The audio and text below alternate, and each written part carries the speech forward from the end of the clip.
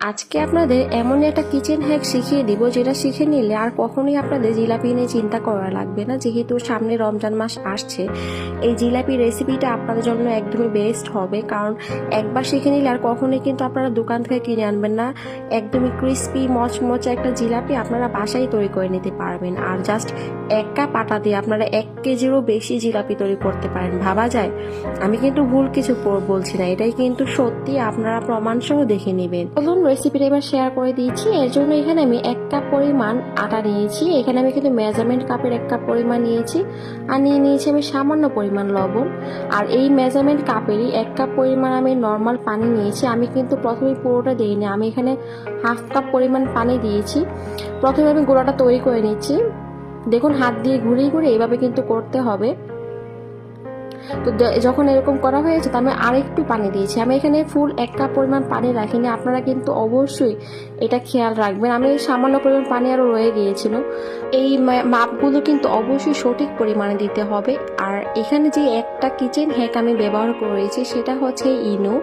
এই ইনোটা দেয়া মাত্রই কিন্তু এই গুলাটা ফ্লাফি হয়ে যাবে, আর এটা দিয়ে কিন্তু জিলাপিটা ফুলে উঠবে আর ক্রিস্পি হবে। এটা অবশ্যই আপনাদের দিতে হবে। এই একটা কিচেন হ্যাক শিখে নিলে আর কখনোই কিন্তু জিলাপি ফেল হবে না। নো ফেল একটা রেসিপি। এটা কিন্তু রেস্টেও রাখতে হবে না, কিন্তু আমি শিরাটা তৈরি করব, জাস্ট সেই সময়টুকু আমি একটা সাইডে রেখে দিয়েছি।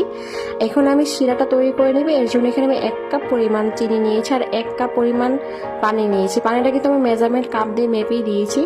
আর 2টা এলাচ নিয়েছি। আমি এলাচটা একটু ভেঙে দিয়েছি, দেখুন গন্ধটা বের হয়ে আসে। একটু নেড়ে চেড়ে মিক্স করে দিচ্ছি। আর এখানে আমি সামান্য পরিমাণ ফুড কালার দিয়েছি, এতে জাস্ট কালারটা সুন্দর আসার জন্য। আপনারা কিন্তু চাইলে স্কিপ করতে পারেন। আর এই চিনির শিরাটা কিন্তু একতার হবে, একদম পাতলা শিরা হবে না। যেহেতু জিলাপি তৈরি করব, একদমই পাতলা শিরা করা যাবে না। আমি একটু একতার হবে কিনা সে দেখিয়ে দিচ্ছি। এই দেখুন, হাত দিয়ে কিন্তু দেখিয়ে দিয়েছি। ঠিক এরকম একতার হলে শিরাটা কিন্তু বন্ধ করে দিবেন, চুলার জালটা। এই শিরাটা এখন একদমই রেডি, এটা একটা সাইডে রেখে দিচ্ছি। এখন যে আমরা গোলাটা তৈরি করে রেখেছিলাম, এর জন্য এখানে আমি একটা পাইপিং ব্যাগ নিয়েছি। এই পাইপিং ব্যাগ দিয়ে কিন্তু আজকে আমি জিলাপিগুলো তৈরি করব। এর জন্য কোনো ধরনের বোতলও রাখবে না। অনেক সময় এখানে সসের বোতল দিয়ে তৈরি করা যায়, সেটাও দরকার নেই। জাস্ট একটা পাইপিং ব্যাগ থাকলে, পাইপিং ব্যাগের দাম কিন্তু খুব বেশি না, মাত্র 3 টাকা দাম। আপনারা যে কোনো দোকানে কিন্তু পেয়ে যাবেন। তো এইরকম আমি ছোট করে একটু কেটে নিয়েছি। এখন চুলা জালটা আমি কিন্তু অন করে তেলটা ভালোভাবে গরম করে নিয়েছি। এখন দেয়া মাত্রই দেখুন সবগুলো ফুলে উঠছে। জাস্ট একটা কিচেন হ্যাক ফলো করবেন, আর কোনো কিছুরই প্রয়োজন হবে না। জিলাপিগুলো একদম ক্রিস্পি হবে, আর দেয়া মাত্রই কিন্তু সবগুলো ফুলে উঠবে। অনেক সময় দেখা যায় কি, জিলাপিগুলো চ্যাপটা থাকে। আপনারা যদি সবগুলো পরিমাণ সঠিক পরিমাণে দিন, জিলাপি কিন্তু কখনোই চ্যাপটা থাকবে না। আশা করি আপনারা রেসিপিগুলো দেখেই কিন্তু বুঝতে পারছেন যে আমার জিলাপিগুলো চ্যাপটা আছে নাকি ঠিকঠাকভাবে আছে। এই জিলাপিগুলো উল্টিয়ে পাল্টিয়ে আমি গোল্ডেন ব্রাউন হওয়া পর্যন্ত ভেজে নিচ্ছি। আর চুলা জালটা অবশ্যই মিডিয়াম হিটেই রাখবেন। দেখুন, জিলাপিগুলো কিন্তু দেখেই বোঝা যাচ্ছে অনেকটাই ক্রিস্পি হয়ে গিয়েছে। সেই পর্যায়ে আমি এগুলো উঠিয়ে নেব। আর জিলাপিগুলো ক্রিস্পি হলেই কিন্তু উঠাবেন, কখনোই কিন্তু কম ভেজে উঠাবেন না, তাহলে কিন্তু নরম হয়ে যাবে। সরাসরি আমি জিলাপিগুলো দিয়ে দিচ্ছি শিরায়। শিরায় দেওয়ার পর কিন্তু খুব বেশি সময় ধরে রাখতে হবে না। শিরায় দেওয়ার পর সাথে সাথে উঠিয়ে নেবেন, একটু রেখে দিয়ে। দেখুন, রসে টস টস করছে, কিন্তু দেখেই বুঝতে পারছেন আশা করি জিলাপির ভিতর কতটা রস গিয়েছে। এভাবেই কিন্তু আমি সেকেন্ড ব্যাচও করে নিচ্ছি। আপনারা অনেকে আবার বলেন, আপু আপনাদের কি প্রথম ব্যাচে কি ভালো হয়ে যায়?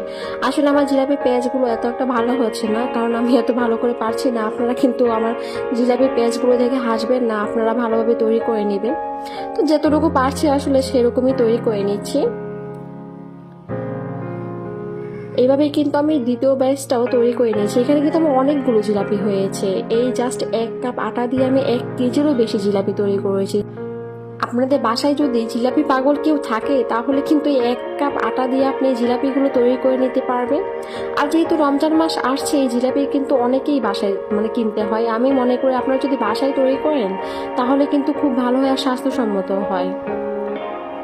এই যে সবগুলো জিলাপি কিন্তু আমি এভাবে করে করেই ভেজে ভেজে শিরায় দিয়ে নিচ্ছি।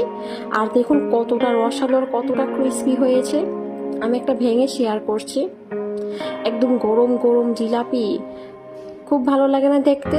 আর এত ক্রিস্পি হয়েছিল। আপনারা কিন্তু অবশ্যই বাসায় ট্রাই করবেন, ট্রাই করে কিন্তু আমাকে অবশ্যই কমেন্টে জানাবেন যে আপু আমার মতোই হয়েছে নাকি।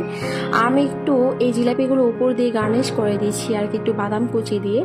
দেখুন কতগুলো জিলাপি হয়েছে, তারপরে কিন্তু আমার অনেকটা গোলা রয়ে গিয়েছিল, আমি কিন্তু পরে আবারও বানিয়েছি। অনেকগুলো জিলাপি হবে, আমি আপনাদেরকে কথা দিয়ে দিলাম।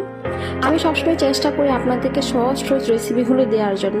তো আশা করি আমার রেসিপিটা আপনাদের পছন্দ হয়েছে। যারা নতুন তাদেরকে শেখানোর জন্য অবশ্যই শেয়ার করতে ভুলবেন না। আজকের মতো বিদায় নিচ্ছি, দেখা হবে নতুন কোনো রেসিপিতে। আল্লাহ হাফিজ।